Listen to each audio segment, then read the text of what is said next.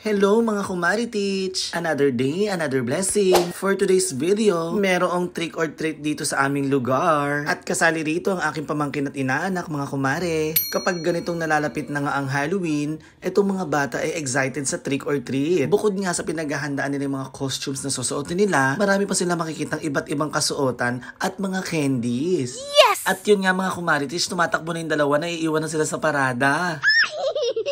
O diba, nakahabol pa silang dalawa sa parada. Syempre mga kumare, naglagay din kami ng table sa harap ng bahay namin. Para pag umikot yung mga bata, pwede silang kumuha ng mga candies na gustuhin nila. At sa sobrang dami nga ng mga batang kasali dito sa parada mga kumare, naubusan kami ng candy. Gayon pa man, tuloy-tuloy pa rin ang ikot ng mga bata kasama ng kanilang mga magulang. Itong trick or treat talaga mga kumare ay isang magandang bonding ng mga anak at ng mga magulang.